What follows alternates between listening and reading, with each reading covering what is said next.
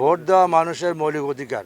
আপনারা জানেন যে আমি ঘূর্ণিঝড় রিমালের কারণে ঢাকায় ব্যস্ততা ছিলাম, যার জন্য আমি 2-1 দিন আগে আসতে পারি না। কারণ মাননীয় প্রধানমন্ত্রীর নির্দেশে আমরা ক্ষতিগ্রস্ত তালিকা তৈরি করে সারা বাংলাদেশে এটাকে মোকাবেলা করার জন্য ক্ষতিগ্রস্ত মানুষের পাশে দাঁড়ানোর জন্য কাজ করতেছি। তারপর আজকে আমার পার্লামেন্ট অধিবেশন, বাজেট অধিবেশন আজকে শুরু হবে। নগদে 500 টাকা বা তার বেশি পেমেন্টে পেতে পারেন ঢাকায় জমিসহ 20 কোটি টাকার পুরস্কার।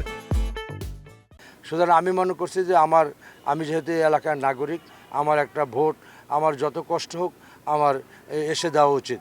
সেই জন্য আমি যেহেতু স্থলপথে এসে ভোট দেওয়ার আমার হাতে সময় নেই, যার জন্য বাধ্য হয়ে আমি হেলিকপ্টারে এসে আমার স্ত্রী আমার বোনকে নিয়ে আমি ভোট দিয়ে গেলাম।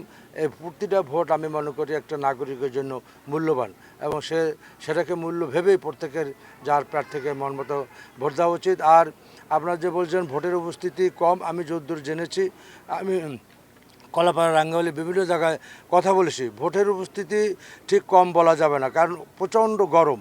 মানুষ আসলে আগের মতো দাঁড়িয়ে থেকে ভোট দিতে এখন গরমের জন্য চাচ্ছে না, যার জন্য সবাই সুবিধা মতো এসে ভোট দিয়ে যাচ্ছে।